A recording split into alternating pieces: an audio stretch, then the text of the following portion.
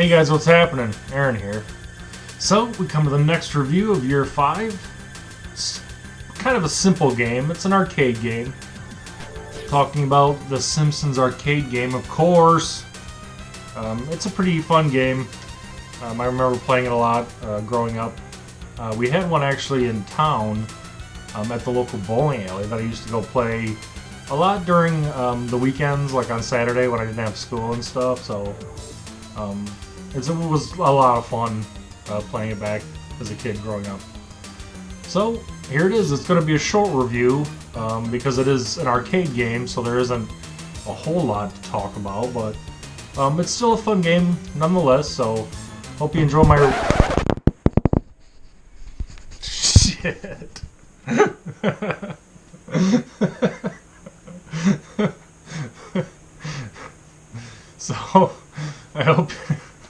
So I hope you like my review of the Simpsons arcade game. Thanks for watching. Take care.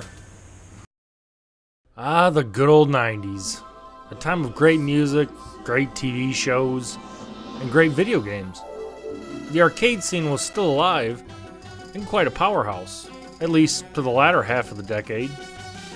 Today, I'm going to be looking at one of the big ones, literally. One of the huge 4-player arcade units, The Simpsons. Released in 1991 by Konami, The Simpsons was part of what I like to call the Konami Trilogy, which is a set of 4-player arcade units, all released in the same time frame, and are synonymous with the arcade scene in the early 90s. These are Teenage Mutant Ninja Turtles, The Simpsons, and the X-Men. But let's get back to the review. The plot of the game, whatever plot there is paper thin. It doesn't really matter anyways, it's an arcade game, but here it is. Smithers is robbing a jewelry store, while the Simpson family is innocently walking past. There's an incident, the diamond is flung up in the air and lands in Maggie's mouth. Smithers takes off with her, and it's up to the remaining 4 family members to rescue her. Enough said. So, you begin by selecting your character, and each of the arcade controls corresponds to a different character. Unlike the other 4-player units where it doesn't matter which control set you play on, you can pick any character you want. I usually prefer to play as Bart.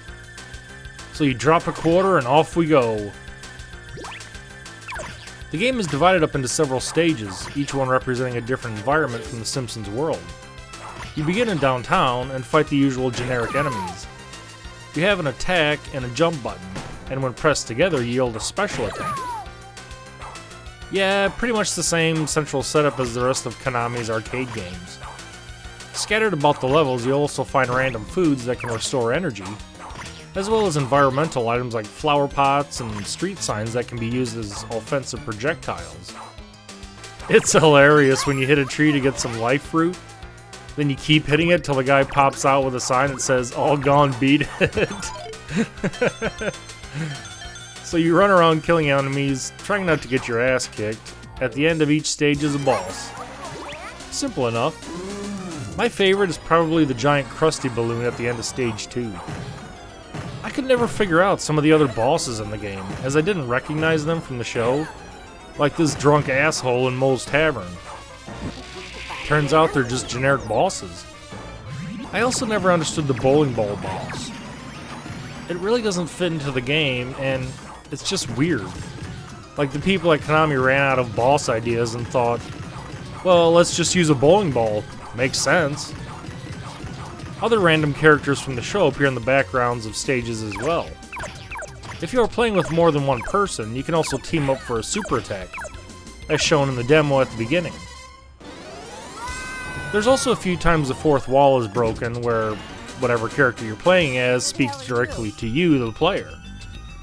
It's also really funny that anytime any of the characters say something, their mouths don't move. Like what the fuck? You make your way to the end, defeat Smithers, and then fight Mr. Burns for some odd reason that doesn't make any sense at all, as he has nothing to do with the plot, and rescue Maggie. Just another day in Springfield. Interspersed between certain stages, you also have fun minigames, where you mash the hell out of the buttons in an attempt to beat the other players, or the CPU. And it actually is a little tricky. I've been beaten by the CPU before.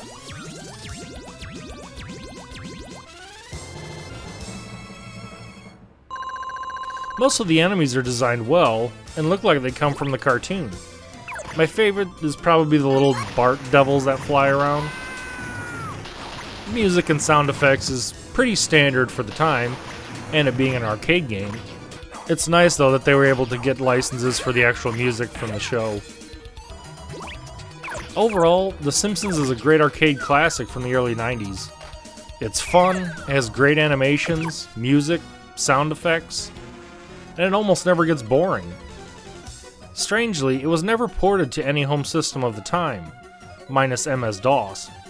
But that's not surprising considering none of Konami's 4-player arcade games haven't been ported either. It did, however, receive a port in 2012 for the PlayStation Network and Xbox Live. But strangely, the PlayStation Network version has been removed. Luckily, it's easily playable in MAME nowadays as well. Thanks for watching, thanks for subscribing, go check it out.